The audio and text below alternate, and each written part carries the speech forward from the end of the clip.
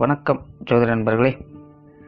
ஏற்கனவே ராசியை பற்றின முழு விவரங்களையும் பார்த்தாச்சு. அதாவது ஒவ்வொரு ராசிக்குமே என்ன மாதிரியான குணாதிசயங்கள் இருக்கும், எந்த மாதிரியான வாழ்க்கை அமைப்பு இருக்கும், என்ன மாதிரியான உறவு முறைகள் இருக்கும் அப்படின்னு விளக்கமாகவே பார்த்தாச்சு. அதே போல் லக்ன விவரங்களையும் பார்த்தாச்சு. ராசி அமைப்பை போலவே லக்னத்திற்கும் ஒவ்வொரு விஷயங்களும் எப்படி இருக்கும் அப்படின்னு தனித்தனியாகவே சொல்லியிருக்கும். பார்க்காதவங்க டிஸ்கிரிப்ஷனில் லிங்க் இருக்கும், செக் பண்ணி பாருங்கள். இனி ராசி மற்றும் லக்னம் இது ரெண்டும் சேர்ந்த அமைப்பு எப்படி இருக்கும் அப்படிங்கிறத பற்றி பார்க்க போகிறோம். ஒரு குறிப்பிட்ட லக்னம் மற்றும் ராசியாக ஒரு மனிதருக்கு அமைந்து வரும் பொழுது அவங்களுக்கு என்ன மாதிரியான விஷயங்கள் இருக்கும் அப்படிங்கிறத பற்றி சில விளக்கங்களை ஜோதிடத்தில் பொதுவாக சொல்ல முடியும்.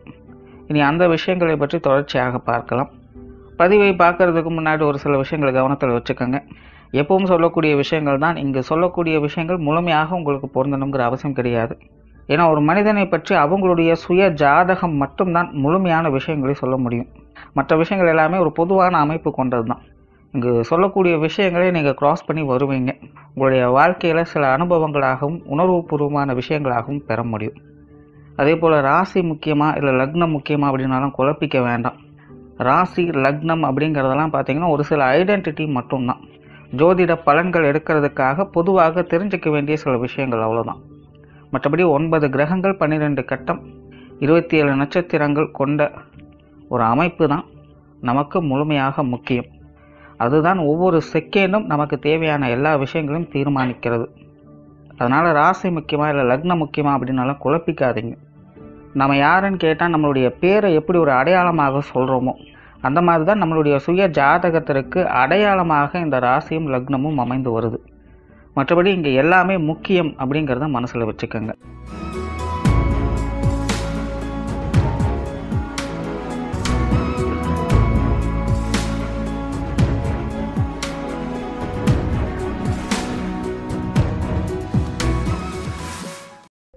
கும்பராசி மீன லக்னம். இந்த கும்பராசி மீன லக்னத்தில் பிறந்தவங்க பெரும்பாலும் பார்த்தீங்கன்னா அமைதியும் கலகலப்பும் நிறைந்தவங்களாக இருப்பாங்க.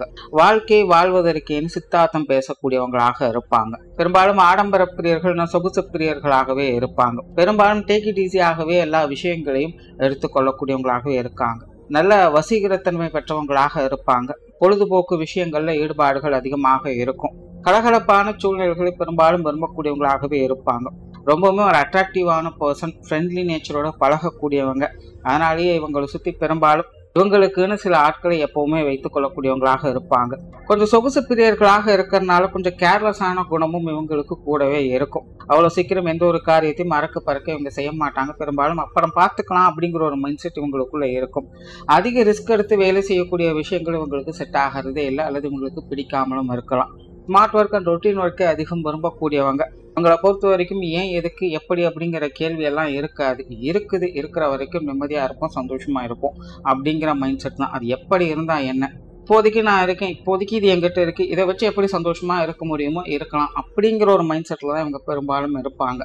அதனால் ரொம்பவும் இந்த கிரிட்டிக்கலான விஷயங்கள், மண்டையை போட்டு குழப்பிக்கிற விஷயங்கள், ஆராய்ச்சி பண்ணுற விஷயங்கள் இதெல்லாம் பெருசாக இவங்களுக்கு ஈடுபாடுகள் இருக்கிறது இல்லை. வாழ்க்கை என்பது ரசித்து அனுபவிப்பதற்காக மட்டுமே அப்படிங்கிற ஒரு மைண்ட் செட்டில் தான் இருப்பாங்க. ஸோ அந்தந்த வயது நிலைக்கு ஏற்ப, அந்தந்த காலகட்டங்களுக்கு ஏற்ப ஒரு சுமூகமான விஷயங்கள், சொகுசான விஷயங்கள், காரியங்கள் ஈடுபடக்கூடியவங்களாகவே இருப்பாங்க. எளிமையாகவும் இனிமையாகவும் பழகக்கூடிய குணம் இருக்கும். பெரும்பாலும் இவங்க மற்றவங்க கிட்ட ஒரு இணக்கமான சூழ்நிலைகளை வளர்த்து கொள்ளக்கூடியவங்களாகவே இருப்பாங்க.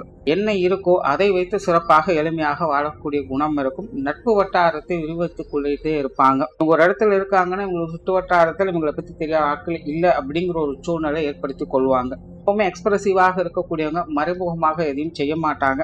பட் இருந்தாலுமே இவங்க கொஞ்சம் தனிமை பிரிகிறது தான். இவங்களோட உண்மையான நோக்கம் என்ன அப்படிங்கிறது வெளிப்படையாக யாராலையும் புரிஞ்சுக்க முடியாது. அதுல ஒரு ரகசிய மனப்பான்மை அப்படிங்கிறது இருக்கத்தான் செய்யும். பட் இருந்தாலுமே இவங்க ரொம்பவுமே எக்ஸ்பிரசிவா இருப்பாங்க.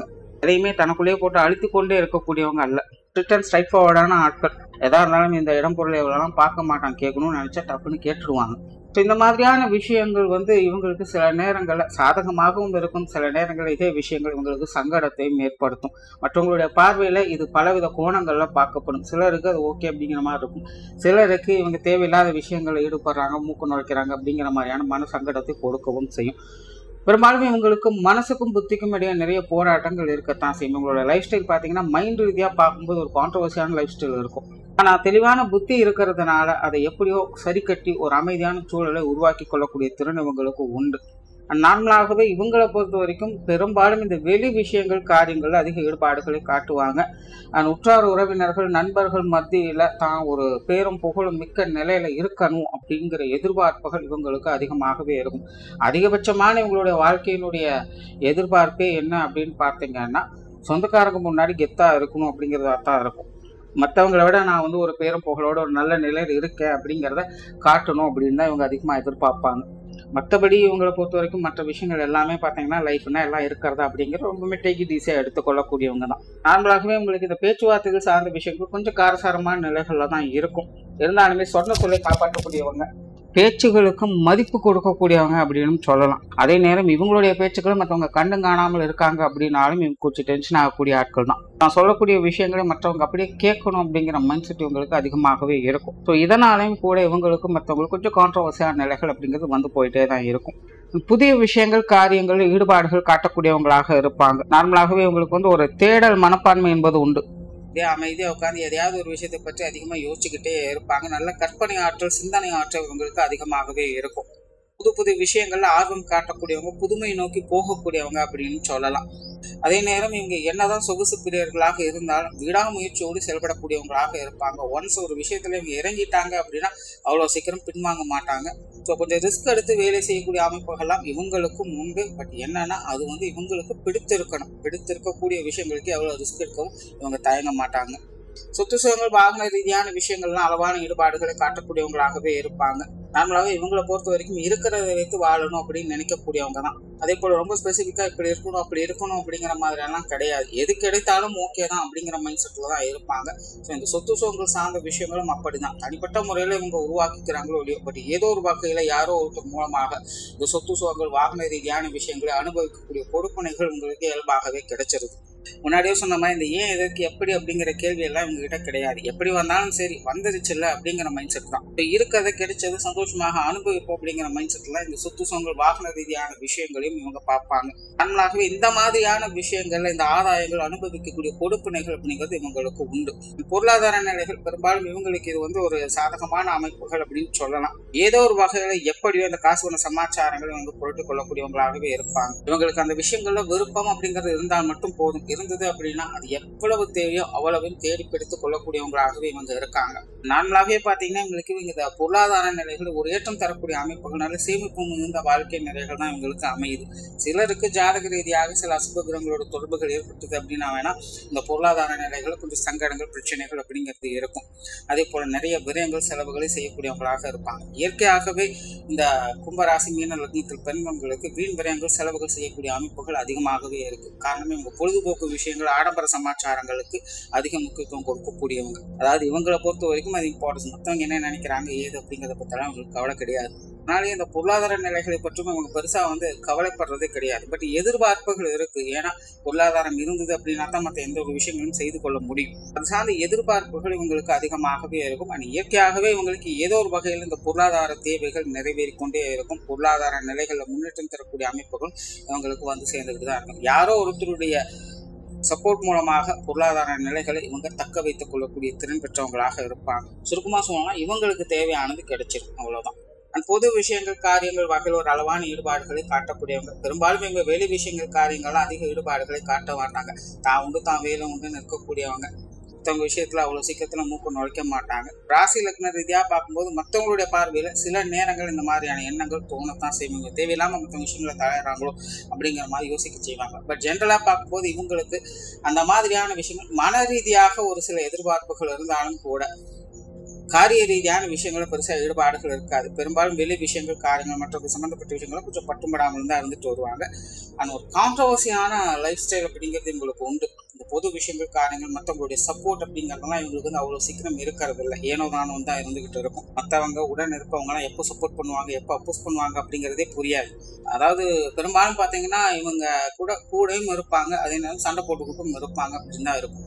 ஸோ இப்படி ஏற்ற இறக்கங்கள் கொண்டதாகவே தொடர்ந்து இருக்கிறதுனால பெரும்பாலும் இந்த வெளி விஷயங்கள் காரியங்கள்ல தனிப்பட்ட விஷயங்களுக்கு ஈடுபாடுகளை காட்டுவாங்க. மற்றவங்க சம்பந்தப்பட்ட விஷயங்களும் கொஞ்சம் பட்டுப்படாமல் தொட்டுப்படாமல் தான் இருந்துட்டு வருவாங்க.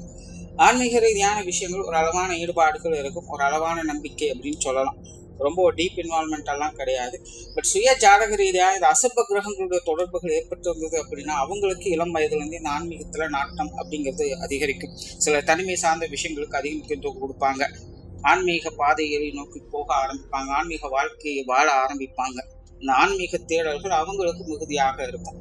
அது இதெல்லாம் அசுப கிரகங்களுடைய தொடர்புகள் ஏற்பட்டிருந்தா மட்டும்தான் ஏதோ ஒரு வகையில ஆன்மீக வாழ்க்கையில நாட்டம் அப்படிங்கிறது அந்த விஷயங்கள்ல ஏற்பட்டுரும். இப்ப ஜென்ரலான நிலைகள்ல ஆன்மீக விஷயங்கள் அப்படின்னாலே ஒரு அளவான ஈடுபாடுகளை காட்டக்கூடியவங்களாகவே இருப்பாங்க. பிரயாணம் சார்ந்த விஷயங்கள் நார்மலாக பிரயாண விஷயங்கள் அதிக ஈடுபாடுகளை காட்டக்கூடியவங்க. பிரயாணங்கள் அப்படின்னாலே உங்களுக்கு ஒரு அலாதியான பிரியம், மகிழ்ச்சி போன்ற விஷயங்கள் அதிகரிக்கும். கொஞ்சம் உணர்வுபூர்வமாக இந்த விஷயங்கள் ஈடுபடக்கூடியவங்களாக இருப்பாங்க. பிரயாணம் செஞ்சாலே உங்களுக்கு மனசு ஒரு புத்துணர்ச்சி கிடைச்சது மாதிரி இருக்கும். அடிக்கடி வெளியிடங்களுக்கு போயிட்டு வர மாதிரியான ஆசைகள், எதிர்பார்ப்புகள் இவங்களுக்கு இருக்கும். சும்மா இருந்தா கூட சும்மா அப்படியே எங்கேயாவது ஒரு டிராவல் போயிட்டு வரலாம், ஒரு சின்ன ரைட் போயிட்டு வரலாம் அப்படிங்கிற மாதிரியான மைண்ட் செட் இவங்களுக்கு உண்டு. ஸோ நார்மலாக பிரயாணம் சார்ந்த விஷயங்கள்ல விருப்பங்கள், ஆசைகள் போன்ற விஷயங்கள் அதிகம் இருக்கக்கூடியவங்களாக இருக்காங்க. காரியங்கள் மற்றும் செயல்பாடுகள் வகையில் ஒரு அளவான அமைப்பு தான் ஆரம்பத்தில் சொன்னேன். இவங்க கொஞ்சம் சொகுசு பிரியர்கள், ஆடம்பர பிரியர்களாகவே இருக்காங்க. கொஞ்சம் ரிஸ்க் எடுத்து செய்யக்கூடிய விஷயங்கள்லாம் அவங்களுக்கு செட் ஆகுறதில்லை. பட் தனக்கு தேவை அப்படிங்கிற பட்சத்தில் அதுக்கு ரிஸ்க் எடுத்து செய்யக்கூடிய நிலைகள் இவங்களுக்கு உண்டு. ஸோ அதுல கடினமான முயற்சிகள் அப்படிங்கிறது இவங்களுக்கு இருக்கும். ஸோ காரிய ரீதியான விஷயங்கள் தேவையின் அடிப்படையில இவங்க செய்யறதும் செய்யாமல் இருப்பதும் ஏற்படுது. குடும்ப விஷயங்கள், காரியங்கள் நார்மலாக குடும்பத்துக்குள்ள சில ஏற்ற இறக்கங்கள் கொண்ட நிலைகளை தான் அவங்க அதிகம் பார்க்க வேண்டியதாக இருக்கும். குடும்ப வாழ்க்கையில ஈடுபாடுகள் அப்படிங்கிறதும் இவங்களுக்கு கொஞ்சம் குறைவு தான். பெரும்பாலும் இவங்க தன்னை பற்றி தான் அதிகம் யோசிப்பாங்க. அதாவது குடும்ப விஷயங்கள், காரியங்கள், ஈடுபாடுகள் காட்ட மாட்டாங்க. ஆனா குடும்ப உறவுகள் மேல பற்று பாசம் அப்படிங்கிறது அதிகமா இருக்கும். அதாவது ரொம்ப பொறுப்போட வேலை செய்யணும் அப்படின்னா இவங்களுக்கு கொஞ்சம் கஷ்டம். அதுக்காக குடும்பத்தை விட்டு கொடுக்கறதோ, குடும்ப உறவுகளை விட்டு கொடுக்கறதோல இவங்களுக்கு செட் ஆகாது. அதுல ரொம்பவுமே கவனத்தோடு இருப்பாங்க. குறிப்பாக தன்னுடைய குடும்ப கௌரவத்திற்கு எந்த ஒரு பங்கும் வந்துடக்கூடாது அப்படிங்கிற நிலைகள்ல ரொம்பவுமே கண்ணும் கருத்துமாக இருக்கக்கூடியவங்க. பேச்சுவார்த்தையில கொஞ்சம் காரசாரமான நிலைகள் அப்பப்போ போயிட்டு தான் இருக்கும். குடும்ப உறவுகளுக்கு இதனால ஏற்ற இறக்கங்கள் அப்படிங்கிறது அதிகமா இருந்துகிட்டு இருக்கும்.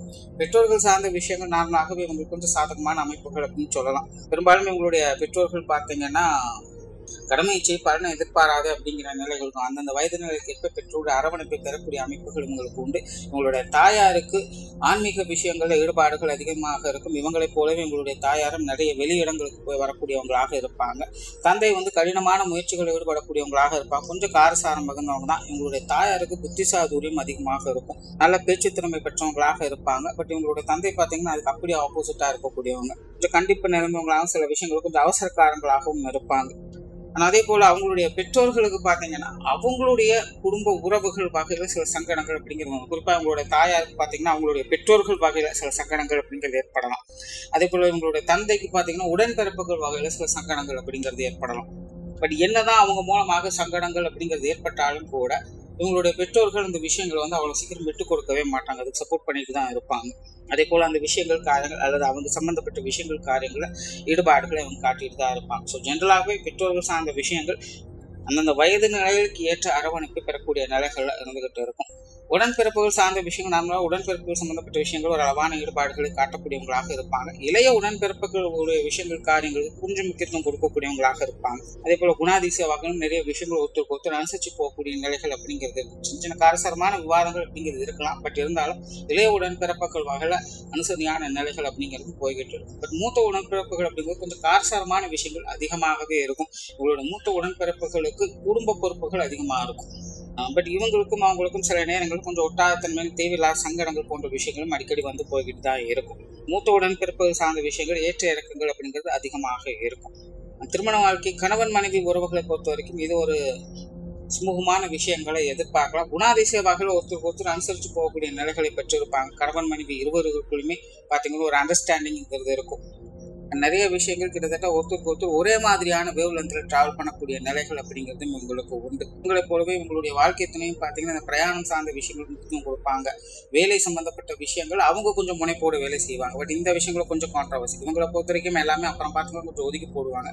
பட் இவங்களோட வாழ்க்கை துணை பார்த்தீங்கன்னா அப்படியே கான்ட்ரவர்சியா எப்பவுமே வேலை பற்றி அதிகமாக சிந்திக்கக்கூடியவங்களாக இருப்பாங்க. பட் ஒரு விஷயம் என்னன்னா இருவருக்குமே சம்பாதிச்சு சந்தோஷமாக இருக்கணும் அப்படிங்கிற மைண்ட் செட் இருக்கும். கஷ்டப்பட்டு சம்பாதிக்கிறோம், அந்த சம்பாதிக்கிறது எதுக்கு, வாழ்க்கையை வாழ்றதுக்கு தானே அப்படிங்கிற ஒரு மைண்ட் செட்ல தான் அவங்க இருப்பாங்க. காரிய ரீதியான விஷயங்களும் முரண்பட்ட நிலைகள் இருந்தாலும் கூட மன ரீதியான விஷயங்கள் ஒருத்தருக்கு ஒருத்தர் அனுசரிச்சு போய்க்குவாங்க. நிறைய விஷயங்கள்ல ஒற்றுமைகளும் இருக்கிறதுனால எல்லாமே ஒரு சுமூகமான நிலைகளை பார்க்க முடியும். காதல் சார்ந்த விஷயங்கள் ஒரு அளவான ஈடுபாடுகளே இருக்கும். நார்மலாக கொஞ்சம் காதல் பிரியர்கள் தான், பட் அது சார்ந்த விஷயங்கள் ஒரு அளவான நிலைகளையே பார்க்க முடியும். சிலருக்கு மட்டுமே காதல் திருமணங்கள் அப்படிங்கிறது கை கூடுது. குழந்தைகள் சார்ந்த விஷயங்கள் இது ஒரு அளவான அமைப்புகள் சொன்னால் நார்மலாக குழந்தைகள் சம்பந்தப்பட்ட விஷயங்கள் எதிர்பார்ப்புகள் அப்படிங்கிறது அதிகமாக இருக்கும். குழந்தைகளுடைய தேவைகளை பார்த்து பூர்த்தி செய்துட்டு இருப்பாங்க. குழந்தைகளுடைய விஷயங்கள் காரியங்களை மதிப்பு மரியாதை கௌரவம் சார்ந்த விஷயங்கள் அதிகம் எதிர்பார்க்கக்கூடியவங்களாக இருப்பாங்க. குழந்தைகள் ஒரு நல்ல நிலைக்கு உருவாக்கிடணும் அப்படிங்கிறதுக்காக அதிக மெனக்கெடல்கள் இவங்ககிட்ட இருக்கும்.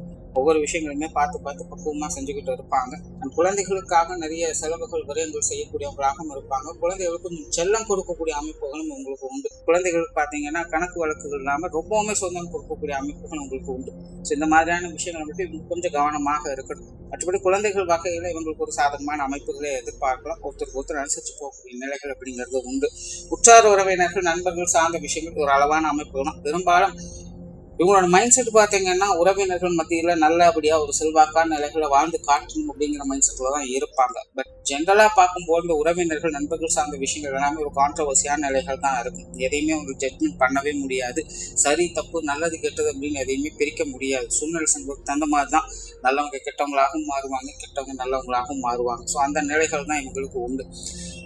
பட் மன ரீதியாக இவங்களுக்கு எதிர்பார்ப்புகள் அதிகமாக இருக்கும். நல்ல ஒரு உறவினர்களோடு சேர்ந்து ஒற்றுமையாக இருக்கணும், நல்ல ஒரு நட்பு வட்டாரத்தை உருவாக்கிக்கணும் அப்படிங்கிற எதிர்பார்ப்புகள் இவங்களுக்கு அதிகமாக இருக்கும். பட் ஒரு சிலருக்கே அதில் அனுசரியான நிலைகள் அப்படிங்கிறது உண்டு. ஜென்ரலாக இந்த உறவினர்கள் நண்பர்களுடைய விஷயங்கள் காரியங்கள் எல்லாமே இவங்களுக்கு ஏற்ற இறக்கங்கள் அதிகமாக இருக்கும். சில காலகட்டங்கள் அவங்க வகையில் நன்மைகள் அதிகம் எதிர்பார்க்கலாம். சில காலகட்டங்கள் கண்டிப்பாக அவங்க வகையில் இது ஒரு சங்கடங்கள் அப்படிங்கிறது ஏற்பட்டே தீரும். நிறைய பேருக்கு இந்த உறவினர்கள் வகையில சம்பந்தமே இல்லாமல் ஒரு பகை போன்ற உணர்வுகள் ஏற்பட்டிருக்கும். நேரடியாகவோ மறைமுகமாகவோ இந்த உறவினர்களுடைய விஷயங்கள் எப்பவுமே ஒரு மனஸ்தாபங்கள் அப்படிங்கிறது உங்களுக்குள்ள போய்கிட்டு தான் இருக்கும். இதெல்லாமே தனிப்பட்ட முறையில அவங்க அனுசரித்து போய் தான் ஆகணும்.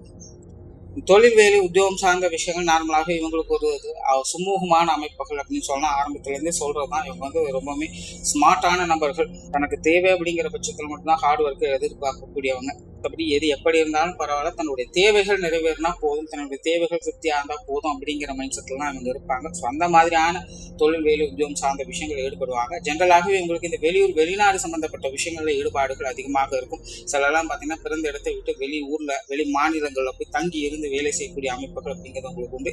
சிலருக்கு இந்த வெளிநாடுகளில் போய் வசித்து வேலை செய்யக்கூடிய அமைப்புகள் அப்படிங்கிறதும் ஏற்படும். இவங்களை பொறுத்த வரைக்கும் புதுசா ஏதாவது ஒரு விஷயத்த சாதிக்கணும் அப்படிங்கிறதுல விருப்பம் அதிகமாக இருக்கும். அது சார்ந்த தேடல்கள் அப்படிங்கிறதும் இவங்களுக்குள்ள உண்டு. ஒரு கலைநயம் மிக்க விஷயங்களையும் ஈடுபட்டு வருவாங்க. ஏதோ ஒரு விஷயத்துல குறிப்பா இந்த கைவினை சார்ந்த விஷயங்கள்ல திறன் பெற்றவங்களாகவும் இவங்க இருந்துட்டு வருவாங்க. ஸோ அந்த மாதிரியான விஷயங்கள் காரியங்களும் இவங்களுக்கு கொஞ்சம் சாதகமாகவே இருக்கும். ஸோ ஓவராலாகவே இந்த கும்பராசி மீன லக்னம் என்பது இவங்களை பொறுத்த வரைக்கும் தனிப்பட்ட முறையில் ஒரு சுமூகமான ஒரு அமைதியான ஒரு கலகலப்பான வாழ்க்கையை வாழக்கூடியவங்களாக இருப்பாங்க. பட் அதுவே மற்றவங்களுடைய பார்வையிலிருந்து பார்க்கும்போது அப்படியே கான்ட்ரவர்சியாகத்தான் இருக்கும். ஆனால் அதுவும் இது சுய ஜாதக ரீதியாக கிரக அமைப்புகள் சாதகமாக இருக்கும் பட்சத்தில் ஒரு மன நிறைவான வாழ்க்கை வாழ்வதற்கே அப்படிங்கிற ஒரு நிலைகளில் ஒரு சுமூகமான வாழ்க்கையை பெற்றவங்களாக இருப்பாங்க. பட் அப்படி இல்லாத பட்சத்தில் வாழ்க்கை அப்படிங்கிறது மன ரீதியாக கொஞ்சம் கடினத்தன்மைகள் அப்படிங்கிறது ஏற்படும். அந்த மாதிரி கடினத்தன்மைகள் ஏற்படும் பொழுதெல்லாம் அவங்க ஆன்மீக தேடலில் மூழ்கி இருக்கக்கூடியவங்களாக அவங்க இருந்து வருவாங்க. நன்றி, வணக்கம், வாழ்க வளமுடன்.